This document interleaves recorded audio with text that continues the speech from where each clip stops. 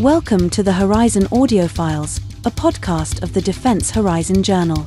The Defense Horizon Journal is a professional and academic journal that features essays, reports, and analyses covering geopolitics and law, security and defense policy, peace and conflict studies, applied military science, as well as developments in weapons technology.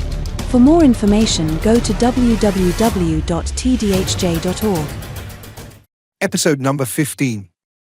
Manoeuvre Warfare as a Challenge to the Former Strategic Concept of Forward Defense by Friedrich Karl Gisconnec. Defend and deter. NATO's mission to deter as well as to prepare for war required a common strategy, doctrine, and warfare concept as well as sufficient capabilities. Concerning warfare concepts, two different approaches or a mixture of both were theoretically available, attritional or maneuver warfare. In NATO in the 1970s and 1980s, the maneuver approach to warfare was chosen for planning a forward defense. Taking the meaning of forward defense too literally, this design of a defense might not have led to the desired strategic outcome. Definitions. Warfare is the overarching term for different styles of conducting war.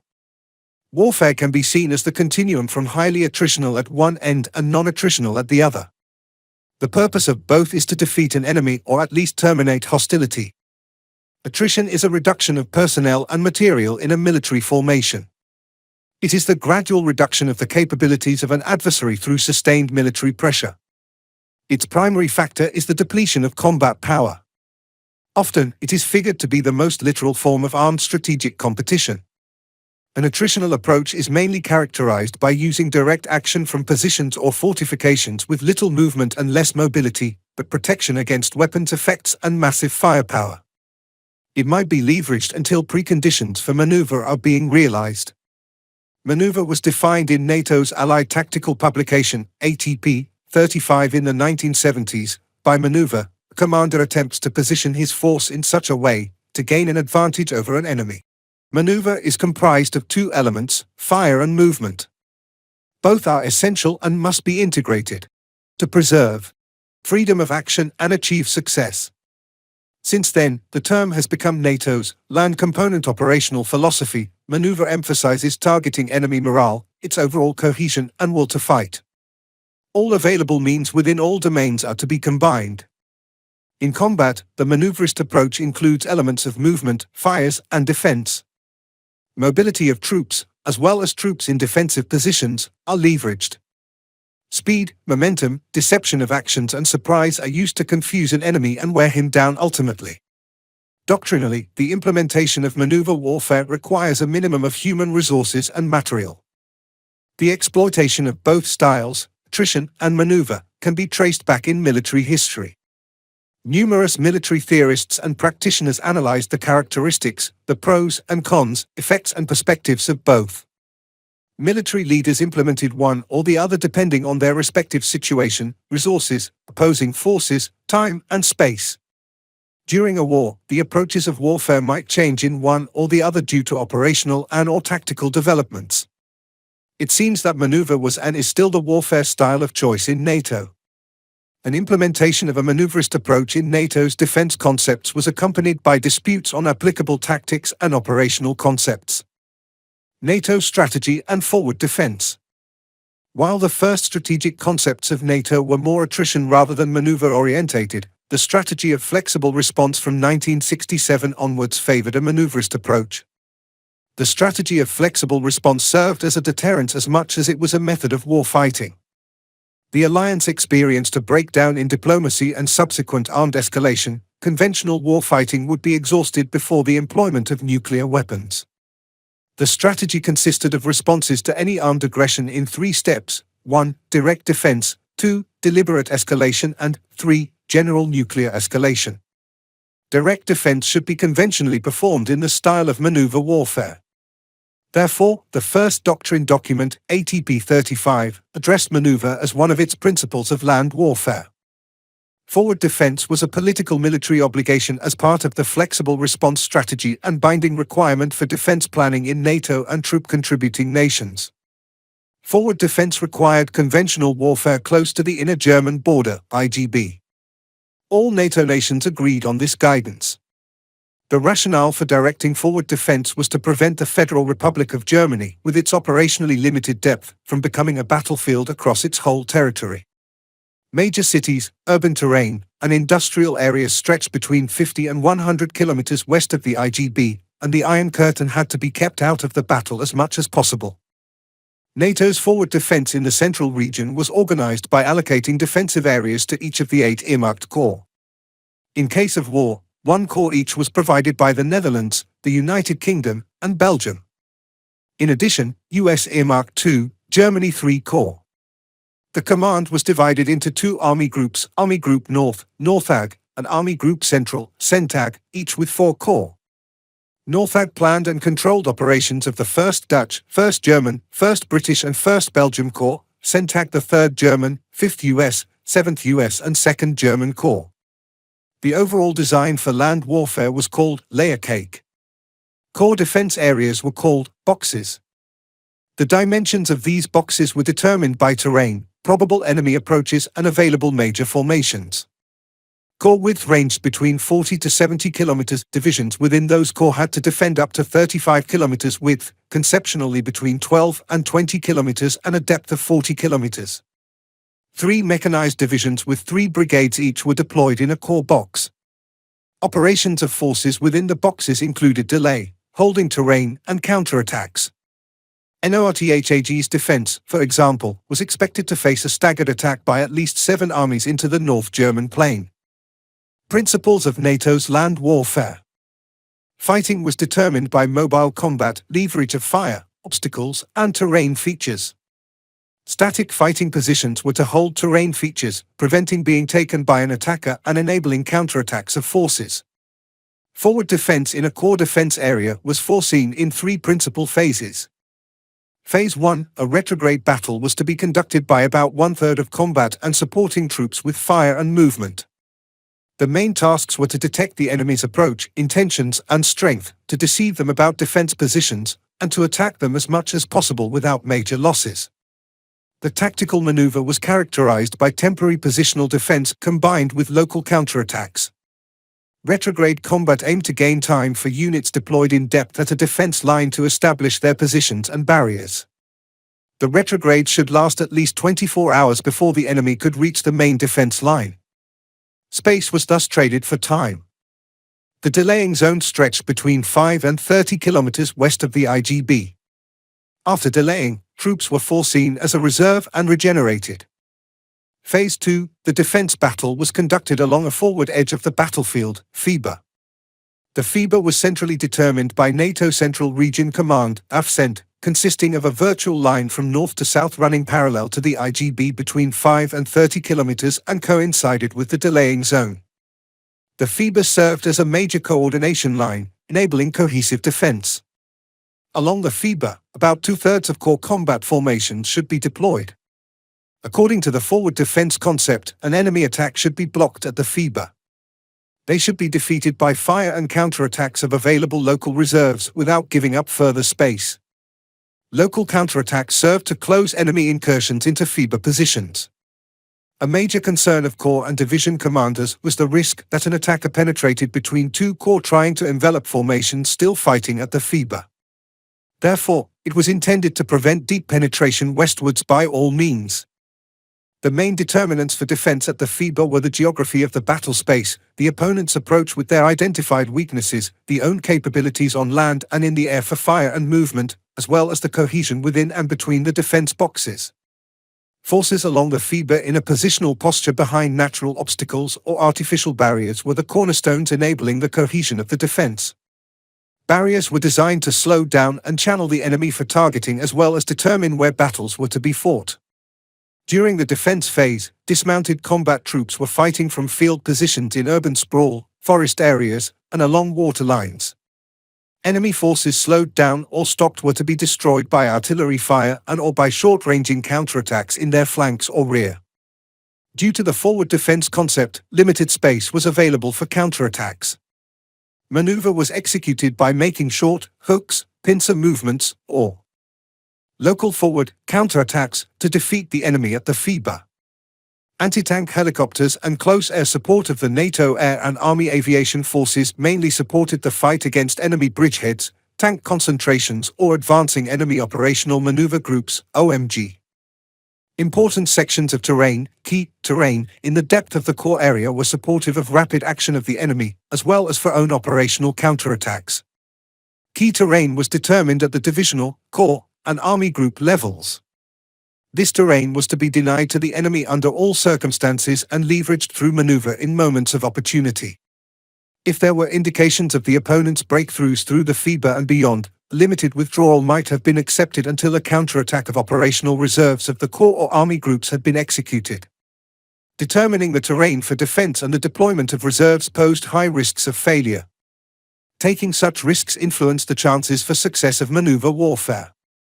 Phase 3, counterattacks of major reserves from corps or divisional level should hold against a major breakthrough in the corps depth to regain lost terrain and support a neighbor corps against an enemy breakthrough. At the army group level, reserves in the 1970s were very limited to cope with all likely enemies' penetrations. Tactical nuclear escalation became an option if all operational reserves of the army groups were committed. The execution of the nuclear option was uncertain due to necessary political decisions and expected damage. Therefore, nuclear escalation should be avoided as long as possible. However, due to conventional quantitative superiority of the Warsaw Pact Treaty, WTO, nuclear escalation remained an option in NATO, mainly for deterrence or critical developments during hostilities. Application of Manoeuvre. Manoeuvre principally remained the preferred choice in NATO's forward defense concept, enabling the outnumbered forces to fight successfully. Limited capabilities and gaps were to be compensated by tactical superiority at all levels. This included exploiting terrain features, speed, momentum, synchronization of fire, feints, deception, and disruption of the enemy's command and control structure. The intention was to execute this in a limited space close to the IGB. Decentralization of command, mission command, and superior leadership were envisaged as the appropriate means of warfare. This all was understood as a maneuverist approach when implementing flexible response together with forward defense in NATO. However, the overarching political strategic goal was leveraging the style of maneuver warfare to bring any aggressor as fast as possible to the negotiating table and to abandon offensive intentions. It would limit the damages if this goal could be achieved during the first days after the beginning of hostilities. This aspect was already part of peacetime deterrent politics to prevent armed hostilities between NATO and the WTO from the outset. Disputes. Against WTO superiority, defense plans of the Corps in the 1970s showed problems in implementing the Northag operations plan. While NL, GE, and BE Corps considered more or less the NORTHAG's intentions for a forward defense along the directed FIBA in their plans, the 1st UK Corps remained planning to defend further west at the Weser River and to extend the retrograde operation from the IGB to Weser. After critique and pressure, the 1st UK Corps eventually changed its defense line further east as directed by Northag. Still unacceptable plans of 1st UK Corps were revealed in 1975 with the study, Harmonisation of Battle Plans, by NATO Allied Forces Central Command Europe, AFCENT. A new critique focused on the retrograde formations, which were fewer than one-third of combat troops. As foreseen, only 2 reconnaissance battalions were planned for employment instead of 2 brigades in the retrograde sector of about 60 kilometers width. These formations were too few compared with the purpose of retrograde operations.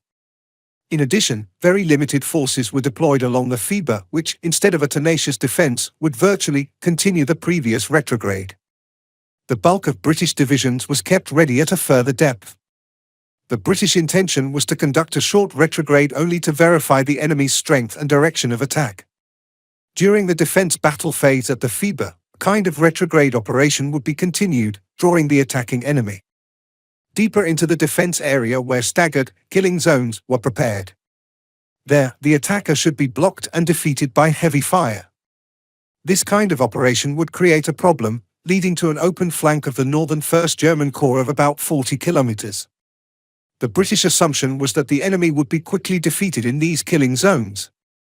This would happen then before an attacker could threaten the open flank.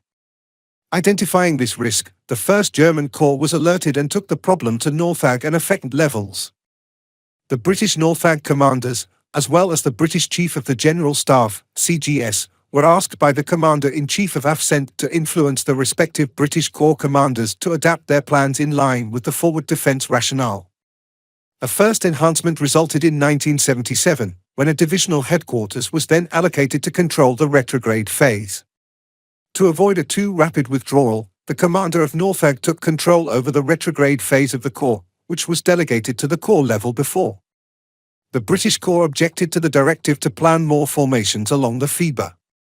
It continued to foresee killing zones in the Corps area depth. When Lieutenant General Sir Nigel Bagnall took command of 1st UK Corps in 1981, he also supported a decisive Corps battle in depth. Nevertheless, he then initiated a variety of reforms to implement a much more manoeuvrist approach, which he principally favoured. He introduced mission command on levels below brigade.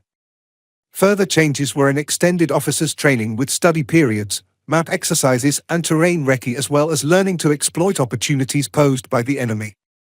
He strongly promoted the swift realization of the British Corps reorganisation into 3 tank divisions with 3 brigades. At the same time, a supportive capability enhancement occurred by fielding the new Challenger armoured fighting vehicle and Warrior armoured personnel carrier, as well as new artillery systems and anti-tank helicopters. On his initiative, more combat and enabling units were earmarked in the UK for employment within 1st UK Corps. He improved the conditions to fight the decisive battle in the depth of the Corps area, but in a smarter and more mobile manner, requiring speed and momentum as well as stable liaison to the 1st German Corps. Still, he remained very critical concerning forward defence being over-literal interpreted. Restrictions to fight too far forward would undermine effective manoeuvre. He was the first Corps commander to demand a more precise specification of forward defence from AFCENT. As long as the problem of different interpretations of forward defence existed, a cohesive defence along the FIBA remained endangered and critical. When, in 1983, Bagnall took over command of Northag, he assessed that the concept of the Corps battle was inadequate to halt and defeat massive enemy formations.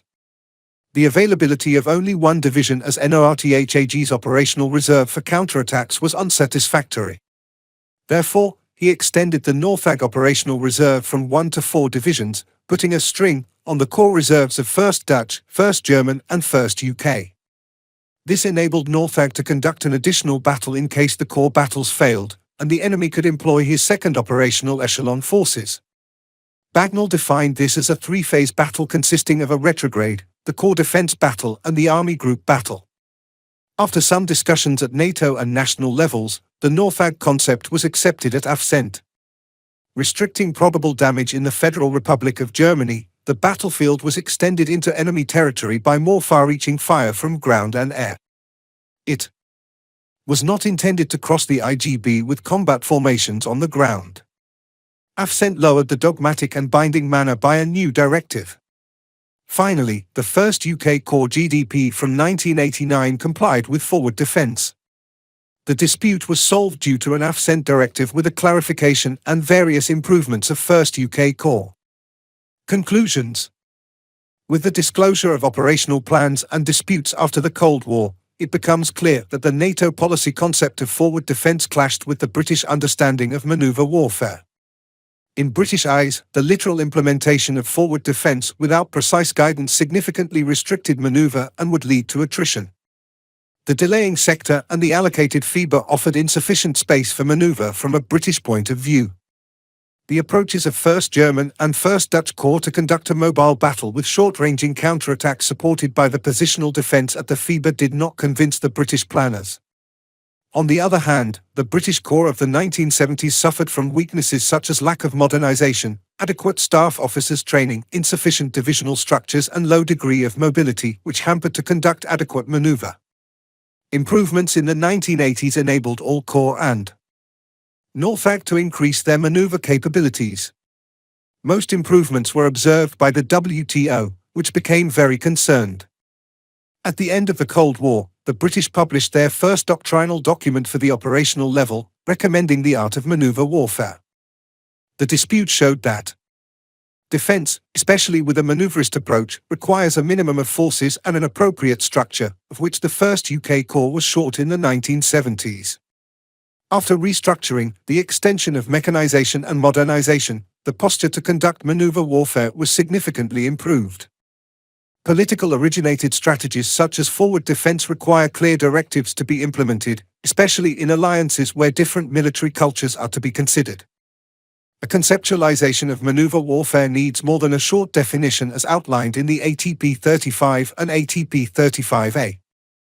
However, the extent to which this concept of forward defense combined with a maneuver-centric approach would have led to the desired success remains open since political conditions did not lead to an armed conflict in Europe and thus to its application. Initiated by disputes on the British maneuver approach during the Cold War, its definition and principles were reviewed and led to the current doctrine for land warfare in NATO's AJP 3-2.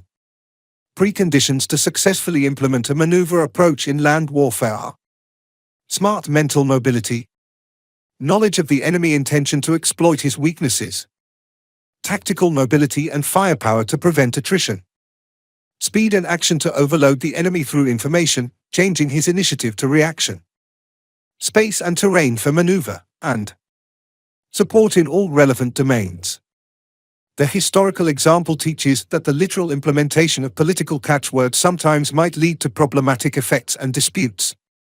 Strategies should be understandable, short, and have agreed terms along with sufficient resources. In the case of political strategic guidance with negative effects on own troops, it might be recommendable for senior military authorities to wrestle with their political masters to ensure political aims are not being achieved at the expense of the fighting soldier and population. Ultimately, such a strategy could endanger both the achievement of political goals and military success. On the other hand, critical circumstances in implementing a strategy must be compensated or reduced by explaining the rationale behind it and ensuring appropriate resilience, enablement, and posture.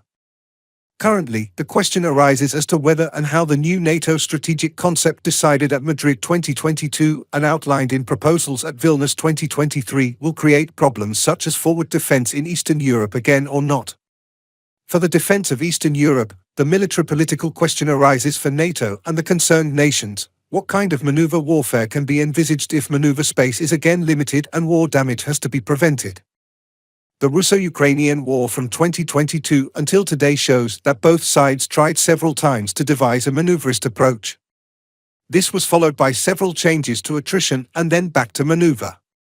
Competition to regain the initiative and leverage opportunities in all domains, as defined in the maneuverist approach, is observed every day. The author: Friedrich Karl Gisconnec, Colonel, German Army, retired, military historical research, mainly Cold War operational and tactical concepts and war planning. Examples publications, 2023-2024 only Northag operational planning, in MZ June 2023, The Polish War Plan of 1964, in MGZ January 2024, History of War Planning, in Clausewitz-Jarbach 2022-2023, Competencies, Military History, Economics, Operations Research. The views contained in this article are the author's alone. 1. This was the Horizon Audiofiles, a podcast of the Defense Horizon Journal. For more information, go to www.tdhj.org. Thank you for listening.